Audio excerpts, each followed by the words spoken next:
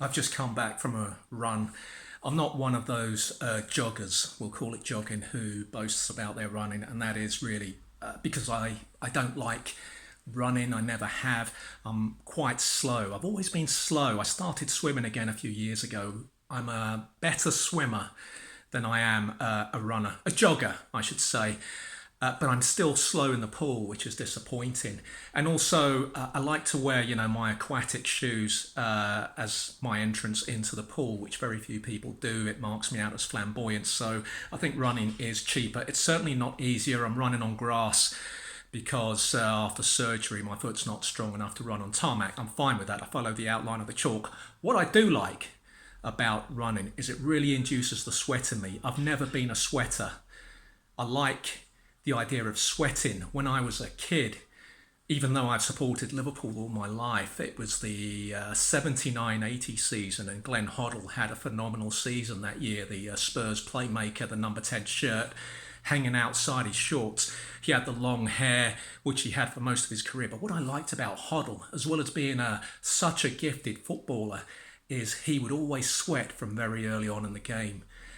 And I've just very rarely sweated. One of the few pluses about being middle-aged I've found, and I'm not sure if this is a side effect of being middle-aged, a kind of menopause-like effect, but I do sweat more now when I exercise. Maybe I'm doing more strenuous exercise, I don't know, but I enjoy it.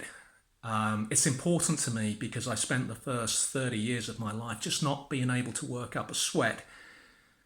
And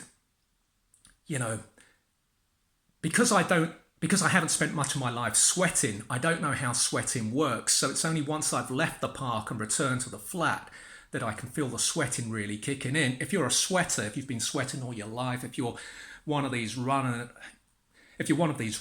I'll have to edit that out. If you're one of these runners, I'm not going to edit it out. If you're one of these runners who just runs for minutes, no, that's me. If you're one of these runners who run for hours at a time, tell me, how soon does the sweating kick in? I'm not sweating really until I get into the flat, but I do like the sweating. And sometimes before I jump in the shower again, I'll actually just walk around looking at my sweat-soaked t-shirt in the mirror thinking, you've arrived, you're a sweater now, you're an adult, you're a man. And I've always had this fantasy about wearing one of those khaki safari shirts, like in the old Tarzan films, the colonial guys are walking through the jungle in their khaki shirts, and they're stained with sweat.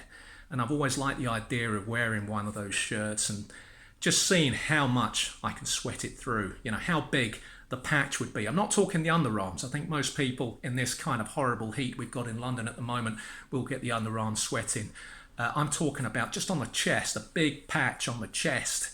And I think before I go into the care home, maybe in the care home, I suppose, if it's got Wi-Fi, I'll be able to order one online. Maybe I'll just order myself a khaki shirt one summer as I close out this life and, just see how big a stain I can produce. This is The Writer's Life. I'm Daniel Ruiz-Tyson. Enjoy your day.